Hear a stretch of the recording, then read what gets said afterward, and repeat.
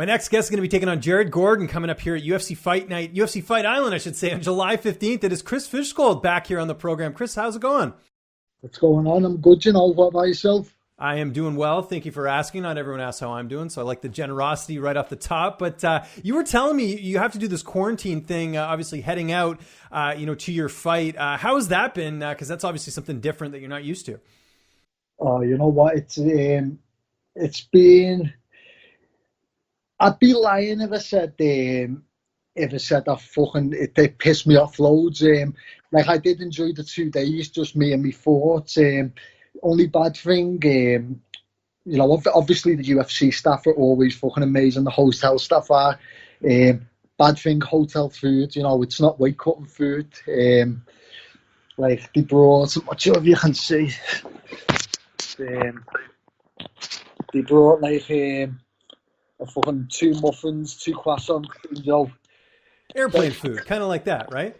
Yeah, like aeroplane food, and that was meant to be breakfast. But luckily I've got a good sponsor, Macro Chef on Instagram, and he done me a couple of meals. And like I said, the UFC staff, they're always amazing, and they when heated them up and that. So that's pretty much the only negative about this. That and obviously not being able to train, and shitty TV, but everyone's got Netflix nowadays, so it's all good.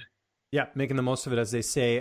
We were sort of talking off air. It's been a bit since you and I have done an interview, but then I remembered you haven't fought since June of last year. I know you were supposed to fight in December against Billy Quarantillo. What exactly happened? I noticed that you had to withdraw from the fight, but what was the reason? It was visa issues. It was like just something in me past, and like it was just basically sorting that out, and like they said they was gonna give me a visa, but it could take a couple of months, and the UFC didn't want to risk, obviously, and this like fair enough, I totally understand, didn't want to risk. Am I going to get the visa in time? Am I not? So, they had to get Billy a new opponent, but that issue's all pretty much all sorted now. I was they got me a fight in New York, and I got on the Khabib Ferguson card. They were going to put me on that, and then obviously this COVID stuff happened. So it's been although it was like I've been inactive. There's been quite a few times in the year in my career I've been inactive. I've been doing this shit since I was since I was 14, 15, and I've been a pro since I was 17. So though I'm quite experienced, 11 years as a pro, there's been gaps in between, like a year I haven't fought, 2 years I haven't fought. So when I get back, I know what to expect when I get in there.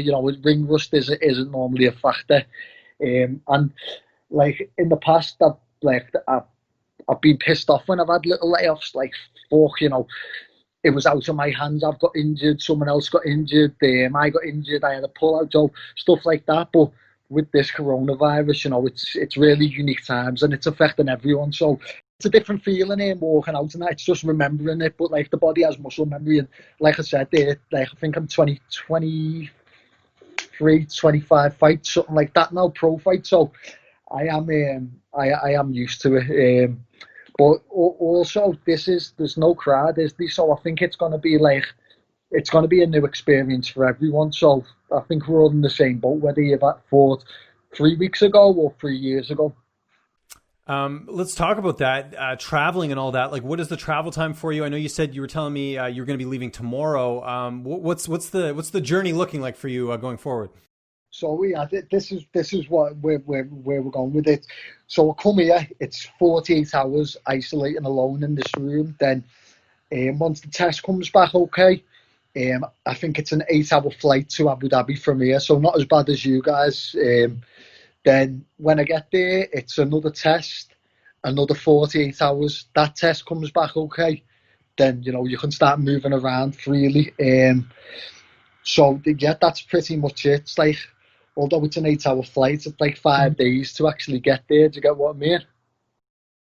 And you got a pretty notable opponent here in Jared Gordon, someone that a lot of fans are aware of and everything like that. Were you excited to get him as an opponent, or was it a bit of a surprise because obviously Jared's competed mostly at lightweight in the UFC?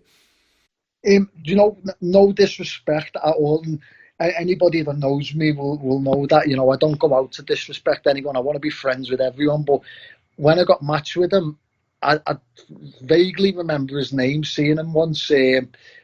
A lot of people were like, "Oh my God, you're fighting him! That's going to be a war." But I wasn't too familiar with him, to be honest. So yeah, like after I got a breakdown, I've got a cool guy that does all my breakdowns in Liverpool, and after watching his style, he's just exactly the same as me. He likes going forward. He doesn't mind getting in a war, and that's pretty much it. I think it's got Fight of the Night written there all over it. Touch wood, but yeah, that's it. I seen on one of the interviews, he reckons he's a bigger, more polished version of me. Well, that's cool because, to be honest, I've been going around saying he's just a shit version of me. Do you know what I mean? So, yeah, it should be good. I'm just hoping that, we're both coming off losses. I'm hoping that he doesn't want to, take me down and lie on top of me for 3 rounds to just get a boring win. I'd rather lose an exciting fight than win a boring fight. The UFC repay you to go out and be exciting. It's not all about the winning with the UFC. Although, I'm pretty confident I'm going to fucking win. Absolutely. Yeah, it's a really, really good fight on paper. Now, the one thing that's different about this fight is Jared's going to be dropping down to featherweight for this fight. He hasn't fought at featherweight since his debut, and he actually missed weight for that fight. So he's fought primarily at lightweight, like I mentioned. Are you concerned at all about him maybe missing weight just because, like I said, it's been a while since he's fought at that weight class, and also he's got a long travel just like you do, but I mean, I know it's tougher to cut weight when you have to do something like that. You know what? Jared, if you're listening, times are hard, you know what I mean? Please miss weight, 60% of your weight. Let's go. It's one of them. I think the heat will probably help him, and I hope the heat helps me as well. But I hope he does make weight well, and it's always that thing. If someone misses weight or if someone has a bad weight cut, it's like you're not fighting the best version of them. And just for myself, I'd never want to go in there thinking I'd beat someone that wasn't 100%. You know what I mean? I want to take full credit when I beat him, or we went for it. Like when I do beat people, I want to take full credit. It's like going in and fighting someone injured, or although it's down to them the weight cut. It's still one of them things. I want to know I fought the best version of that person. Absolutely. We talked about COVID-19. What type of training camp have you had leading into this fight? Just because I know a lot of stuff was closed and there's a lot of restrictions. How has camp been? Yeah, well, you know what? The British government's actually brought out this thing where if you're an elite athlete and you put your name down, you can train.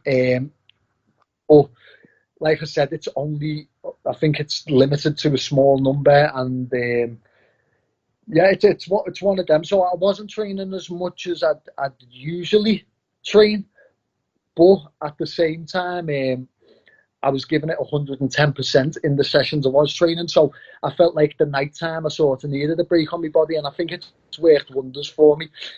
It's very in quite a few of my fights I've went in with little injuries and niggles and not 100%, and I haven't given it 100%, or I haven't been as strict because I've killed myself that much in the day. When I've got home, I thought, fuck it, let's just eat this and stuff like that. You know what I mean? I don't think anyone's ever seen me give it 100%. If you know anyone close to me and you mention my name, everyone will say, yeah, you've probably only ever seen him give 70% in this sport for one reason or another. But, this is the first time I've actually given it 100% in a fight camp, and I feel totally ready. I feel great, and yeah, that's it, pretty much. What about training partners? Who are some bodies you got to work with for this camp? You know what? I've like I said before, I've been doing this. I've been doing this since I was 14, since I was 15, 16, and I turned pro when I was 17. And back then, 17, 18, 19, 20, I could come in, you know, on my B game, a bit tired, maybe not much sleep. Fuck, I could have even had a drink the night before, do you know what I mean? And I'd still sort of be the alpha and fuck people up. Nowadays, if I don't come in with my A game, you know, 8 hours sleep, right head on me, ready to fucking fight, I'll get fucked up by our amateurs. Do you know what I mean? So one thing in our gym, we're not sure of bodies. Like, we have a big fight team. Some of them, like, obviously Molly's fighting on the same card as me, Molly McCann. But even the guys fighting on other promotions, do you know what I mean? And Liverpool as a whole, we have such a big fighting background in the city, whether it's like boxers, but whether it's boxing, Thai boxers and stuff. So if you want to train and you want to train hard, you know, and you want the hardest possible sparring partners, you can find them in my city. How's your weight cut going ahead of this fight? Because it's been, like I mentioned, more than a year that you'll be stepping into the cage. Yeah. It's going pretty good. Like I said something to someone before, I wouldn't say, like, I'm not one of them that's going to go, oh yeah, I diet all year round. I don't. I'd call it weight management. Like, if I have nothing for breakfast and I train, and then I have, like, say a salad for lunch, you best believe in the night I'm having a bag of chips and a tub of Ben and Jerry's. Do you know what I mean? Like, I'll even it out so my weight stays sort of the same. When it comes to fight time, like fight camp, I will sort of, like, so my weight was all right coming into the fight camp, and then fight time, it's sort of about just, you can still have a cheat now and then, but swap, like, for nutrient-rich food. You can't eat like that every day. Do you know what I mean? Once a week, yeah, maybe, but I'm not saying don't have a little bit of an enjoyment to come home to, but don't be silly with it. Do you know what I mean? That's why I just it's one of them when guys miss weight, well, fucking touch wood, I don't, but when guys miss weight, I don't see, and they've had a long like 8 weeks, I don't sort of see how it's possible. You know what I mean? Fucking, like I said earlier, 60% of your wage. You know, I fucking starve myself for that. I won't eat nothing from now till the fight. You're taking 60% of my money. Do you know what I mean? I'll eat after the fight, but it's one of them, innit? Well, at least the UFC's giving you, like, airplane food, so you don't want to eat anyways, right? So I'm sure that's helping. Straight up, you know what I mean? I'd probably get through it someone sitting next to me when they're asleep. That's that's it. I have heard of a couple of the other guys fight for the UFC from the UK. They're over there, so the food's unbelievable over there. So I'm looking forward to getting out there and eating what I can, and do you know what I mean? And then obviously, you know, the green room after the UFC events is always unbelievable anyway. You've dieted for that long, you go backstage after the fight, and you know, you've got the screen to watch the rest of the fights, and they've got like ice cream and cakes, and you know, so if they're saying this food's good, just going over, I'm looking forward to seeing what the green room's like. Do you know what I mean? Yeah, no, I agree. Even from a media perspective, I've covered UFC events. They always hook it up real good. So wasn't trying to throw any shade at the UFC. I was just making fun of the food that you have there. Don't want anyone coming after me. How do you see this fight playing out? You know, the one interesting thing about this matchup, Jared Gordon's never been submitted, and you're an ace when it comes to submissions. How do you see it unfolding? To be quite honest, I don't see me submitting him. I know what I've game plans to do, and I see myself knocking him out.